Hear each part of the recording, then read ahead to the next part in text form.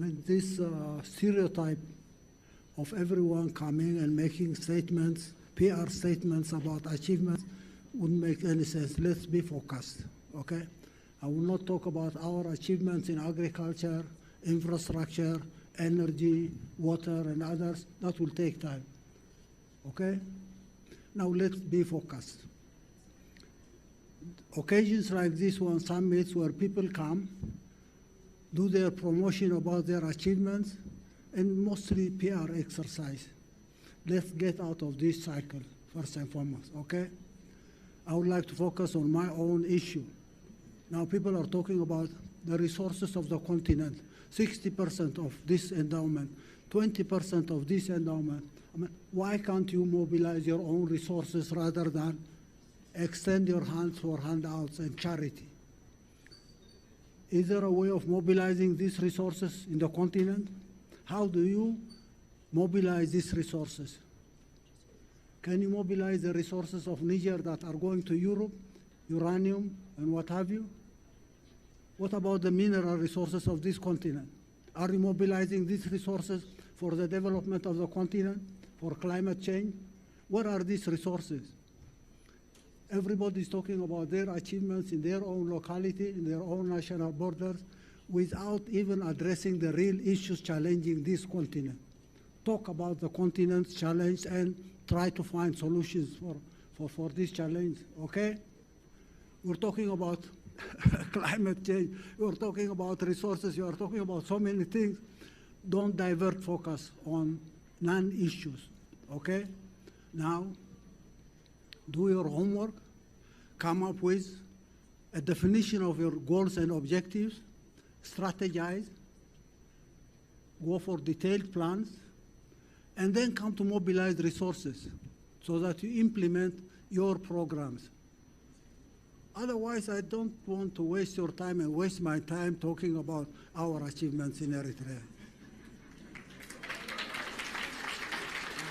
These billions coming to this continent from anywhere, Europe, Americas, or any other place, you are inviting intervention in your own affairs. And this money coming from there, billions and billions, will be siphoned back there.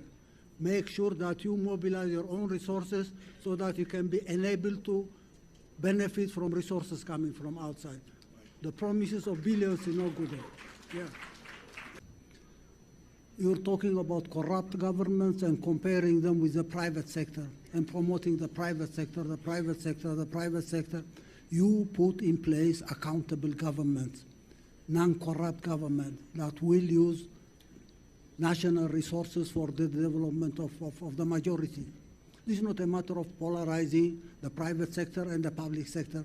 These classical arguments about the private sector, the public sector, that makes sense at all. It's out of context. We need to be focused on this matter. We can't blame governments and bring non-governmental organizations to manage our affairs. That is phenomenal. In Africa, go everywhere. Non-governmental government, non-governmental organizations are managing governments and discrediting governments and replacing them with what they call private sector. Can you imagine this makes sense to anyone? Now talk about serious things, okay? You want to implement programs, articulate your goals and objectives in the first place, okay? Strategize on how you can achieve these goals and objectives. Then go for detailed plans, sectoral plans or industrial plans, and then mobilize resource for that.